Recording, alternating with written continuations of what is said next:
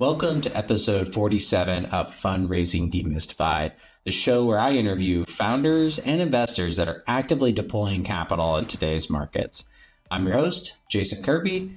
In today's episode, number 47, I chat with Wen-Wen Lam, an early employee at LinkedIn turned Y Combinator-backed founder of the company NexTravel, a travel tech company that did over 100 million top-line revenue before losing it all during COVID and having to sell the company. After selling her company, she accidentally fell into the role of becoming a VC, where she backed amazing consumer AI companies at Gradient Ventures. Wen-Wen shares what it was like raising capital as a woman in the early days and how she navigated fundraising to eventually getting into Y Combinator, to where the now famous Justin Kahn called her out and called her an idiot if she didn't accept the YC offer, to which she did accept and said it was the best decision of her career. What's really special about this episode is our conversation about how she navigated selling her company after it went to near zero revenue during COVID-19, and how she ran her M&A process to get a potential buyer at the table. She shares insights into realistic examples of deal making that can inspire any founder. So again, please be sure to subscribe to our newsletter at join.thunder.vc. Now, onto the show.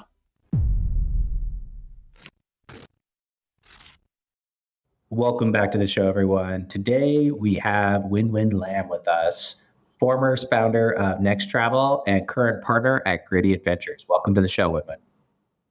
Hi, nice to see everyone. I'm grateful to have you on the show. Our preliminary discussion before hopping on the recording has been already very interesting, and I'm excited for everyone to get to know a little bit more about you and your background. So let's just go ahead and kick things off. Can you just tell us a little bit about your background and kind of what led you to founding NexTravel, what happened there, and how that led you to going VC? Yeah, definitely. So I actually have always been in tech, probably from the get-go. When I was, just out of college, everybody else was doing banking and consulting. And I, for some reason, decided I really wanted to work at a social network. And I really, really wanted to work at MySpace because, Tom was cool and there's a top 8 and all of that type of stuff. And I applied to all the different social networks except for Facebook because I thought Facebook was lame. How smart was I in 2005? And I ended up getting a job through LinkedIn at LinkedIn. And so, I was like, this seems pretty cool. It's the future of work. People were like, stop sending me these like spam invites. I was like, no, but this is amazing. And so kind of started running products. So I get there and they hand me a product called LinkedIn for Groups. So I'm immediately like a PM at, just right out of college, just being like, okay, great. I get to kind of product manage. So I was part of like the initial sales team there. We actually didn't make revenue pre that time. So we kind of brought in the first dollars. And I think the product line still exists today. It's what recruiters sell for job packages and premium packages. After that, I went to business school at USC. I worked at a couple small startups in between. And then I actually worked with the MySpace founders at Slingshot Labs in my adult games after that, because I was, pretty focused. I was like, I want to work with the MySpace guys. So did that for a bit. Really interesting experience, a really tough industry, actually, at that point in time. And I decided at that point that I wanted to start a company definitively. So I think it was like 2011. These Singaporean investors found me and they brought me to Singapore to join a founding team. And we started a company that was ripping off Airbnb. So we copied Airbnb for Southeast Asia, because that's what you do when you start a company in Southeast Asia. And at that point in time, there's no way for me to raise money. There's no money for women. So I was like, great, we have $1 million to go start something. This is amazing. Which in today's world, $1 million is like a pre-seed. So pretty different dynamics back then. Didn't work out, probably because the team didn't know each other and kind of got cobbled together. But then I basically started NexTravel off of the back of that as a consumer travel company. So I love to travel. I thought that this whole genesis of everything after flights and hotels was really interesting. It's how every travel company starts, by the way, and none of them ever succeed. And so we ended up pivoting to corporate travel, mostly because of my experience at LinkedIn, to be honest. I knew how to sell to businesses. We had started the sales team there. And I was like, well, I need to figure out something that people actually want to pay for. And I don't want to go do consumer because it's really rough and it's very expensive and capital intensive. And we just started getting customers from the get-go before we even launched, to be honest. So we had like partnered with a company called YAC. Birchbox was telling us all of their travel issues, and there's just something there. And that's kind of how I started NexTravel, actually. Okay, so you went from LinkedIn to startup after startup, and then you're doing your own startup, NexTravel. How big did you get at NexTravel? You made a comment about the difficulty for women raising capital, and then you go out and do this company. Did you raise money for NexTravel, and what was the journey for NexTravel? I did. So actually, the story of NexTravel is one of the funnier ones because we didn't raise that much capital, but we got it to be pretty big. So at the end, pre-pandemic, we were about 100 million top line, which is like, like decent sized, like probably 7 or 8 in revenue ish. And the margin on travel is small, but we had actually partnered with Expensify pretty early. So we actually didn't need to raise that much money for customer acquisition. So after our pivot, I applied to YC on a whim. So I knew Justin Kahn from prior to that. And all of my friends were encouraging me to apply to YC. So during my interview, I think it was like my first slate of interviews, like Sam Altman and Jessica Livingston. And then my second one was like Justin and Gary and Kat, who were my partners at YC. And all of them are obviously very famous now, but this is 2015.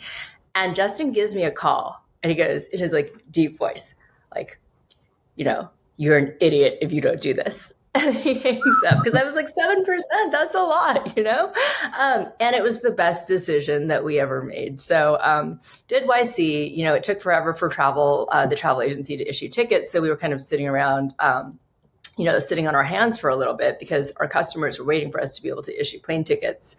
As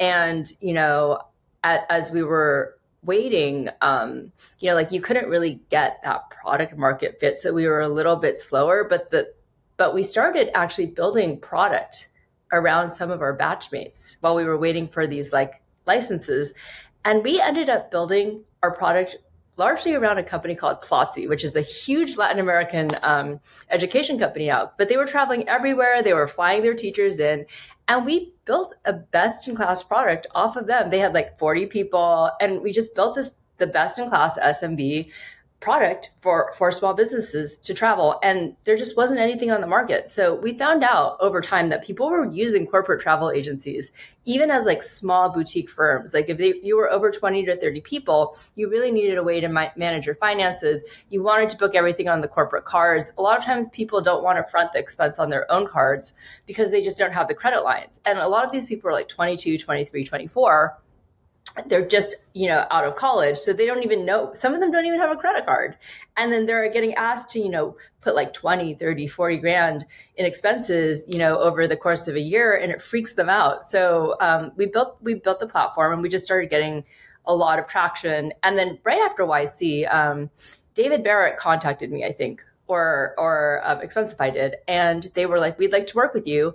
We want to compete against Concur. And so we did a partnership then. And like even year 1, year 2, I remember at some point we were working with Lyft, and we were like a very small company at that time. And Lyft was 5,000 people and they were about to go public in Twilio. And I was thinking like, how are we going to be able to do this? But you kind of fake it till you make it. So that's an incredible story, especially the ramp up you got to as far as top line revenue and the clients that you got to bring on, especially after realizing, kind of consumer travel, maybe not the best place to be, pivoting focus, which, a lot of founders do, especially, first time founders. They love the sexiness of an appeal of consumer problems, but then monetizing those are very difficult, and you found a better way to monetize and you built a real business. Yep. But let's talk about what when COVID happened. How did that impact your business, being that you were at travel? That was actually a really difficult time. So one of the things that was very interesting about our company is because we had that partnership with Expensify, we raised a lot less capital than our competitors. So our biggest competitors were a company called Trip Actions, which is now called Navan, and another one called Travelperk, who we eventually sold to. There are a few other players in the space, but we were pretty big, considering we ended up raising around $4.5 million. over the course of that 4 years. And we actually had term sheets for more than that. But because Trip Actions had raised so much money, I thought it was like wiser to keep the raise really small so we could return money to investors. And we're talking, like if you're only raised 5 at 25, everybody gets a 5x if you sell for 150, and if you sell for more, everybody really does really well, right? So we were in that range, right? Like we were talking to like big companies about buying us, like companies that are public. So pre-COVID, we were already kind of starting those acquisition talks, so we kind of had everything teed up. COVID happened, and we went from going like I think we were doing $10 million in travel a month at that point to like an absolute zero. And then 3 months later, we were at maybe like 500K in travel. So we were like, at a fraction. So I had to do, my first round of layoffs, which was smaller, right? Because I was hoping that COVID wasn't a real thing.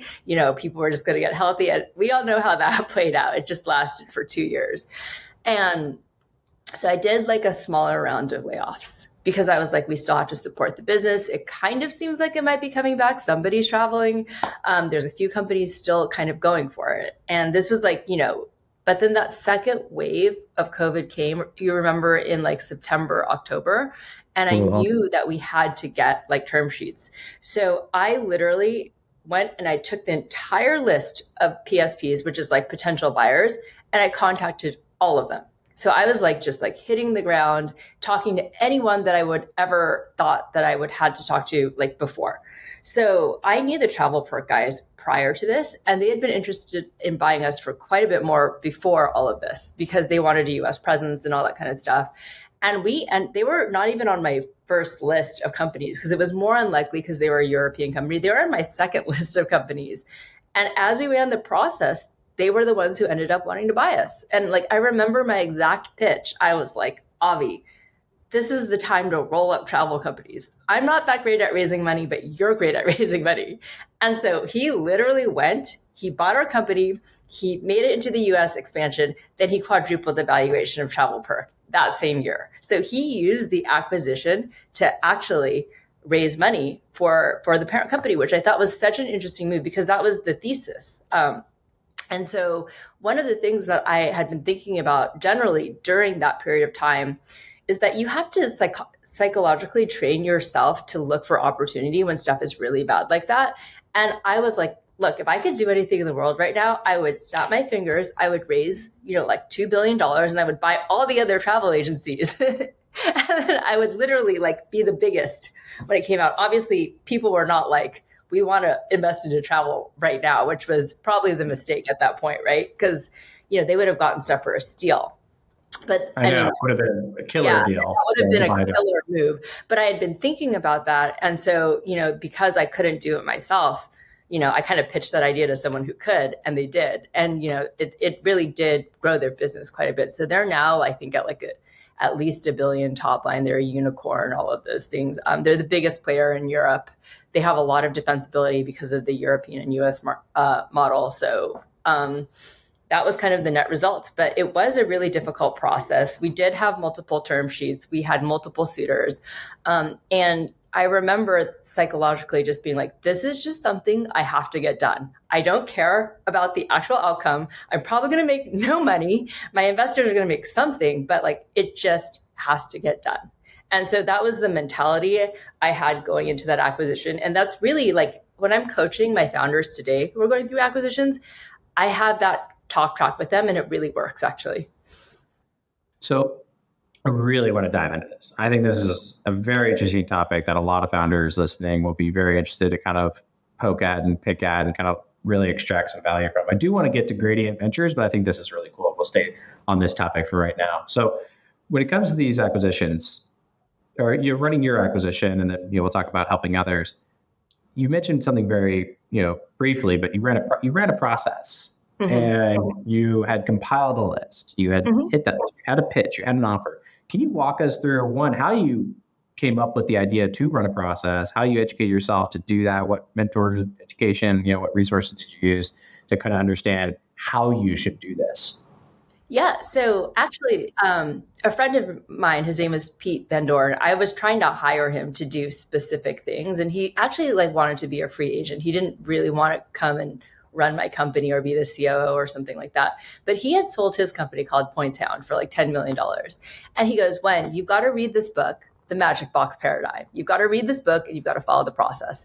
And I literally, every single founder, the first thing I do when they want to sell a company is I'm like, you got to read this book, because like it basically sets you up to sell a company. So there are many ways to sell a company, and our two ways of selling the company were not the same. So the first pre-COVID, it was the right way to sell a company. And post-COVID, it was the distressed way to sell a company. But how it works is you basically need to figure out why a buyer or a list of buyers might want to buy you, and position yourself strategically to be a good acquisition target. So obviously, when you're doing $100 million in bookings and you're making like a few $1,000,000 a year, like you're very attractive as an acquisition proposition, but you're really getting bought because you're bringing some strategic value, or, you know, there's like tech involved. And a lot of these, you know, travel agencies didn't have any tech, right? So you've got this scenario that's like that. And that's how you would do it for a strategic acquisition. And I do coach my founders. If you don't have product market fit, something you might want to do is build to get bought. If you have a good tech team and you know how to build things, why don't you just build to get bought? And so that's one thing. And the way you do that is you talk to product leaders, you find out what's on their roadmap, you find out what they can't get done because their organizations are too big and too bloated and they can't be nimble. And you can build something strategically very interesting for a big company. And, you know, I've seen a bunch of founders do this actually quite a few times. So it's like a flip, and it's a different type of thing, but like it happens, right? And I would actually highly recommend founders with no product market fit to kind of go through that process, because it's interesting, as it's not the same as like just a acqui-hire. The other thing that you can do, and so for just selling a company, you basically have to say, I'm going to sell by this date. This is my timeline, and it has to happen. I'm going to shut down or not. And I'm okay with the prospect of just getting acqui-hired into somewhere and, you know, maybe returning money to investors, but that is still a win. So you're just looking for any sort of win. And you basically go through the list of anyone who would ever want to buy you for any reason, and you bucket them into different reasons. Like, this person wants to buy me because they want AI talent, or this person needs operations talent, or this person needs an engineering team, or this person actually needs what we do. And you bucket them and then you pitch them. So it's basically like selling your product, but selling your company as a product to different companies. And so you go and you run that process. And then the important thing you have to do now is you have to figure out how to get one LOI. And then that LOI usually leads to a second LOI. And so like, it's pretty important to figure out that first LOI. It doesn't matter what it actually says. It could be like, here's a shoe for your company. Well, maybe that's a little bit of an exaggeration, but it should be, you know, it doesn't have to be the best LOI. But once other buyers know that, like, other people who are, especially if they're in their competitive set, are looking at you, then they get worried about that. And then they want to snap you up. And I've done a few of these acqui-hires that have netted $10, $20 million just because of that. Like, people are worried that this team is going to go to their biggest competitor and build something amazing. Did you know that most founders waste days of their lives chasing the wrong investors? Well, as a founder, you know your time is your most valuable resource. Don't waste it on the investors that aren't going to write you a check. Here at Thunder, we built a free tool that identifies exactly which VCs are worth your time to pursue. We score your company against 3,500 VCs and family offices that have been vetted and are actively writing checks into companies like yours. Get your AI recommended list of investors that will look like this absolutely free by creating a free profile at Thunder.vc. You can upgrade to premium to download this list, export it to any tool you wish, and get their contact information and access the data on their portfolio companies to map out a path to warm intros and build your founder network. Sign up for free at Thunder.vc. Now let's get back to the show. So I can speak to this personally because this is very similar to what happened to us at Liquid Sky when we sold to Walmart. We had an acquisition. Everything was gravy. We had this amazing offer from Samsung, and then Samsung had an internal implosion. Yeah. Management went to jail. It was chaos. It was the day of closing that all happened. So we were dead in the water. And like, what the hell do we do? And we basically we knew there was already a couple prospects we had in the pipe that we think could be interested. And we had a value proposition, and we basically did a similar thing. We didn't run a huge process. We had basically 4 companies that we were already deep in with because we only had about 8 to 12 months of runway. And we did exactly, we basically said, we have to sell the company by the end of the year. Like, period. Yeah. Like that's, there's no alternative to this because raising money, we'd have to raise 100 million. No one was going to give us 100 million to do what we had to do at that time. So selling was the only path. And we had to pit companies against each other. We had to pit, completely.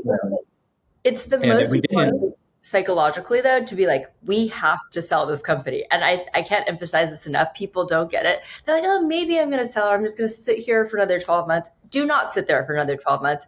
Commit to selling, because also remember, as a founder, if you have an opportunity cost, you could be starting another company. You could be sailing around the world. You could become a VC. You could, there's many things that you could be doing, but sitting on your hands is probably the worst use of your time. I couldn't agree more. And it's so important to have that first LOI or just those conversations and basically say, oh, these other guys are doing something, like they're going to give us an offer, or they gave us an offer. And that legitimizes the intent of the other parties involved. Exactly. And they're like, oh, they're validating and they're competing, and then we got to do this. And it creates that, what might have been a lower value opportunity at the start, to kind of boost up those values. These bigger companies, so like Walmart, like tens of millions and hundreds of millions of dollars isn't even a drop in the bucket for them. Exactly. And so pushing, giving them something that they want, giving them that narrative, drafting that narrative, and knowing kind of where you fit in the org, and making sure you're talking to the right people, building those relationships so that they're an advocate for the deal to get through, and so on. So these are very important tips for founders that might be looking at a situation where their unicorn dreams are no longer realistic or practical, and they're maybe not profitable. Yeah. So creating an outcome like this could be a great story, a great narrative, maybe a great financial outcome, usually not massive financial outcomes, but something that can turn into credibility and build your next thing. Like you said, go sailing around the world or become a VC. Well, the other thing is the thing people always forget is often first-time founders, their first company isn't the company that hits it big. Their second company is the company that gets really big. And so I think that's something else. I know it feels like the end of the world when you have to sell your company or you're selling your company, but the reality is there is a huge spread between a founder who can actually get it done and who can't. And this is something that I've noticed. And this is something that I actually didn't used to credit as much as I do now. There is a big difference because there's something about the perseverance of a founder who's been able to get it over the line. Selling a company is incredibly hard. It's really taxing. You don't sleep. You don't eat, you work 80 hours a week. You're stressed out. The data room is crazy. You have all these things that could go wrong. And so as a founder, it really says a lot about you and where you are if you can get it across the line. So I think that's something that's been really an interesting process to watch. You just gave me PTSD. I'm sorry. I'm just they were like, oh my God, yeah, I didn't sleep. I didn't do it. I was like, what if this blows up? We're screwed, and all this work went to nothing, and just the scenarios you play in your head, and me and my co-founder were just constantly running scenarios, and just but we have to punch through at all costs, and it felt like you're kind of just holding up this house of cards, and you're just please no one blow on these cards. Yes, that's exactly how it is. Get through, and it passed everything. Everything's legit and everything, but you just, as a founder, you just have the imposter syndrome. You're just can we actually get this deal done? So it's incredibly stressful. But you're right. It says a lot about a founder that can deal with that level of stress and punch it through. Because sitting in your hands and saying, "Woe is me," it didn't work out. It's an option that a lot of founders take, but it doesn't really yield any net value to anyone. So that's a phenomenal story. So going into kind of how you're helping founders now, how'd that come about? Founder, being able to kind of do this and what you did for NexTravel, but for other founders? Yeah, so I ended up accidentally becoming a VC, which happens to nobody ever. But also, a pandemic happening to a travel company has happened to like 7 people, right? So in travel startup land, so it's not like a huge spread. My first investor actually is a partner at Gradient, and he called me up. And I was not even paying attention at all. I was in the middle of an acquisition process.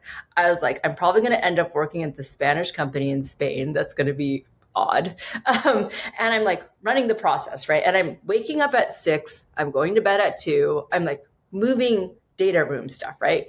And so I get this call. And I start having conversations with people at the fund. And I have like no idea what's going on. I was like, I might as well talk to them. This is my first investor. And so they like basically recruited me. And I just really wasn't sure because I had never really thought about doing VC in that way. Like maybe when I was like very young, like right out of college, but I was never really like aspirationally wanting to do venture or like thinking about it. I was like, I'm going to build a big company and I want to build a bigger company and all of that stuff. So Gradient is Google's AI fund. One of the reasons I think I was able to end up there is because we built a ton of machine learning into our customer service operations. So like one of the sweetest, like most interesting things is like before AI, like I was looking through our first 5 decks before AI was super hot. Like it was Zenefits for travel was one of our pitches. And the other one was travel AI. And so we actually legitimately did make it like I think our customer service org was like probably like 50% more efficient than a normal agency. So we had like probably 1/6 the amount of people, and our NPS was much higher. And it's because we had just already built a lot of that stuff. And I think about that a lot today, actually. Are talking about it, how you can build that into like a lot of like existing organizations that just don't have the bandwidth or know how to do it. And it's the same business at the end of the day, like a call center, a personal like, claim center, travel agencies are another big one, but like AI is like a big, use case for that today. And so because of that experience and because I understood practically how to apply AI, that was probably how I landed the role. But I didn't think about it that way at the time, right? I was just like, I did YC. I've worked with every hot company. Our client list was insane. Like we started working with I think Snowflake Computing when it was maybe 10 people or something like that. And I was like, this seems like a cool company. They're traveling with us. And they were like brand names like that. But it was really, really like any of them back in the day. And all of our companies just grew with us, which was awesome. No, that's a great outcome. And yeah. So going into Gradient, so you get a call from one of your investors who's already at Gradient, and they basically they make an offer for you to join after the acquisition. Like, how did that happen? I just remember the one day it was like, okay, we'd like to put you through the Google process, and I was like, Google process.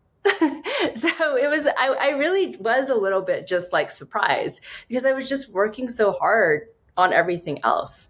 And so like once I joined Gradient, I had to learn how to invest, right? And I had done a bunch of angel investing, and it's very different actually being like a partner at a fund than doing angel investing. Angel investing is just like YOLO, give money to your friends. Being a partner at a fund, there's like a process. You have like IC, you make investment decisions. Either at some funds, it's obviously consensus based. Some funds need all buy-in. Some funds don't need that. So it just depends, but it's a very different kind of motion that happens than operating as well. So started Gradient in 2021. So been there 3 years, and I've learned a lot. Learned a lot about AI, learned a lot about structure. I've learned a lot about Google and what that's like. And so I would say my big takeaway is that the nice thing about investing is that you get to look at a lot of different things, but not go very deep. Whereas an operator, you go deep into one thing and that becomes your whole life. And I think those are like the two, like the biggest difference between the two. But there are some similarities, right? Like you do have to for example, I've spent a lot of my time in the past 6 months selling companies and helping companies to fundraise. Those are core functions that you have to do at your own company as well. So let's go back to just you being as a VC and getting a lot of exposure to a lot of different deals. For the founders, listening here, AI is obviously the hot topic. Every founder is trying to throw AI into everything that they do to attract VCs like yourself. What's actually standing out to you as a VC and a capital allocator now? Someone that went out and tried to raise money, now you're giving out money, investing. What's standing out to you in the market right now? Sure. So basically, we have a core thesis at Gradient. We focus on 3 different things. 1, infrastructure, 2, future of work, and 3, consumer. I primarily like consumers. So my personal thesis is that infrastructure is really crowded and it's pretty tough right now because all of the big LLMs are backed by the major cloud providers. And so if you look at OpenAI and Microsoft as an example, or Anthropic or whatever, everybody's got their kind of fiefdoms, right? And it's all accruing value to the cloud, in my personal opinion. This obviously is not a Google opinion, but it's accruing value to the cloud, and also it's becoming more commoditized. So these big LLMs, it's kind of a race to the bottom. Compute's very expensive. We're waiting for compute to get cheaper, that kind of stuff. Future of work is also a lot of this stuff is not super, super defensible. And that's why you can switch from a Jasper AI to some other copywriting Writer or Copy AI very quickly. They're all the same. So from a pricing perspective, also kind of it's UI based, but still quite race to the bottom because they're all built on the same foundational models. And so I actually chose to focus on consumer because if you think about consumer generally, right? Back in the day, there's a company called Orkut. I don't know if you remember it. It was this Brazilian social network that Google wanted to be the next Facebook. And it got big in Brazil for a minute and then it was gone. But Facebook ended up building Facebook. And you think about that, for some reason, number one, consumers don't really like to go with the big brands. They're never let's go use whatever weird social network that this big corporation has built. That they're not into it. And I think it might be because of the way products are built internally. I'm not really sure why, but that is held true. So if you look at YouTube, Google could have easily built YouTube, right? But they had to buy YouTube. And so if you think about the dynamics there, you're able to build a brand, you're able to build a bit of a differentiated product, and then you have to leverage the social graph. So those are kind of the 3 things that I really like about consumer. And so as a result, I actually started focusing highly on consumer at Gradient, and I looked at 3 different things. And the first one is chatbots, and I know that's really weird, and we can talk about that a little bit more. The second one is creator economy, and the third one is social. So fire away with the questions. So let's talk about chatbots. I'm personally interested in that just because I see a million of them. To me, they all look the same. So I'm curious, how does a chatbot product for consumers stand out to you? Yeah. So actually, one of the things that I think people don't really understand is that not everybody is old like us. There's a younger generation that isn't talking to people.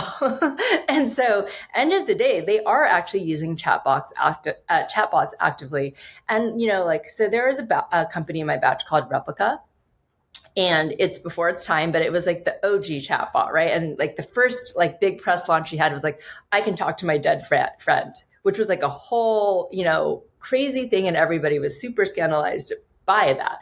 But now if you think about it, people have their virtual best friend. They talk to some random chatbot. They feel more comfortable in some ways interacting with someone that's not a human on the other side. I think there's an effect of COVID, but I also think it's a generational shift. And so you see a bunch of these up and coming chatbots actually getting a bunch of engagement, character AI being one of the most famous. And one of the use cases I heard is the biggest for character AI is actually therapy. So people are feeling this need to express their emotion or talk about the things that they feel they can't talk to other people about. And so one of the biggest issues actually for chatbots is trust and safety, right? If you think about it, you have to make sure the models are trained to be safe, not be, doing dangerous stuff, self-harm, all of these different types of things become issues, but that doesn't mean they're not engaging, and it doesn't mean it's not a new social phenomenon. So that's my view on chatbots. I think it will continue to grow. I think the corporate chatbot route hasn't worked as well, but like Snap AI has done okay, but not as well. And I think Character AI has done well. And if you look at like the Meta chatbots, I think I've talked to like 2 of them once. Yeah, I haven't really dug into any of the chatbots myself, but you bring a good point. Like you know, older, married, have a already established life and, connections and stuff like that. But if I was younger, current circumstances, especially, if you're in school and you got taken out of school for a year, like that's a pretty dramatic, psychological shift to a young brain that, was in its solitude for way too long. So that's an interesting perspective. And from kind of the another topic you brought up was creator economy. What are you seeing in the creator economy leveraging AI that you see have massive unicorn level value?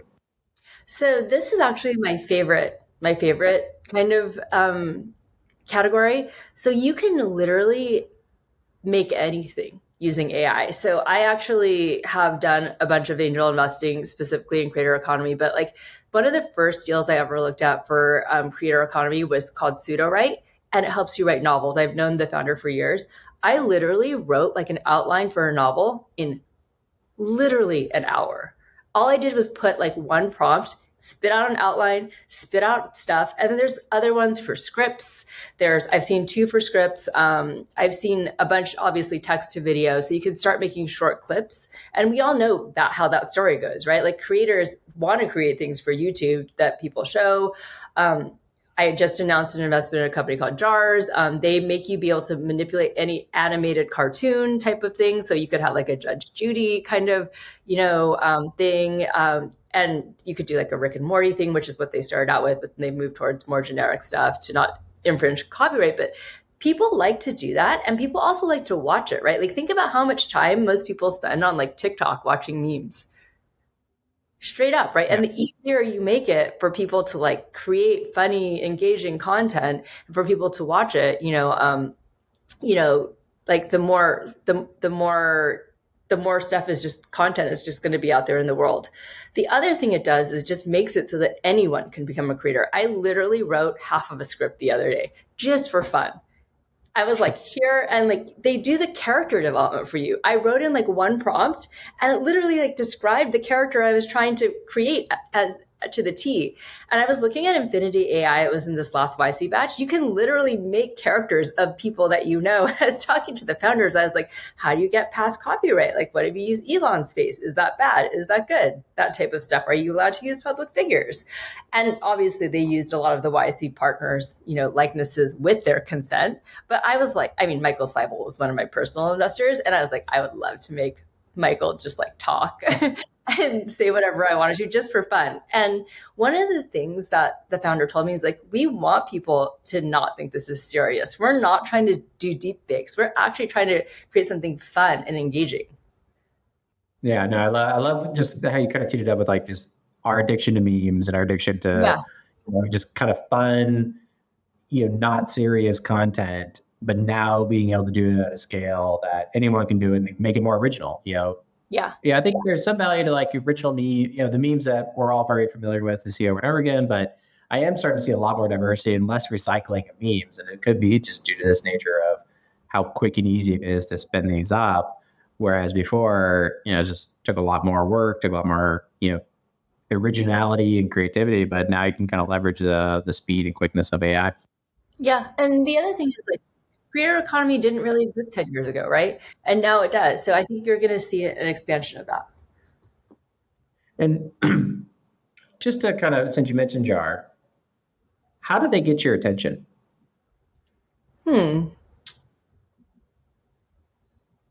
I actually just saw it right away. I actually think Jars today is going to be something really different tomorrow. But I saw immediately that people have this need to want to create small things, right? And the thing that was really interesting about them is that they were funny. They were creating funny content. So it was like a Vice type content. I think that plays really, really well. I think one of the reasons I particularly liked that was because like they had a very big focus on trust and safety. And so like it was a good fit for us as a fund. But generally, I think that, people want to see like all sorts of content. And like, I think that that's kind of what really struck a chord with me. But to be specific, how did they get on your radar? Did they? Oh, somebody sent it to me. Someone sent it to me. Yeah. So But warm intro? What? A warm intro into you? Yeah, but I do also go out and like cold email people. Like I cold emailed Infinity AI. Like I do find this one pitch, actually, I actually funded this company. One founder literally brought his friend to a pitch, and I ended up funding the friend. I'm curious what he feels about that now. That's fascinating. And I'm glad you're kind of giving some insight because, I think, on the podcast, everyone talks about, their founder experience raising money, but, kind of having you come on and kind of share both. You went out and raised money as a founder, and now you're actually hunting down and chasing founders to throw money at, so it's very interesting, dichotomy from what you were to where you are now. I don't know. Is there anything else that you want to share with our guest before we wrap up? I think that's good. Okay. Well, Wen-Wen, it's been an absolute pleasure having you on the show and just sharing your unique background as a, kind of employee, early stage, startup employee to founder to getting to 100 million GMV for your company to then selling that and then moving on to VC world. So you've had a pretty interesting career, throughout, and it's fortunate to share this with our audience. Cool. Thanks. It was good to see you. All right. Thank you. Thanks for listening to the show today. We hope you learned something valuable. And if you did, be sure to let us know in the comments or by hitting that like button. And if you're a founder looking to raise capital, then join us at Thunder.vc. We provide a free tool to help you identify which VC, family offices, or lenders are the best fit for you using our AI.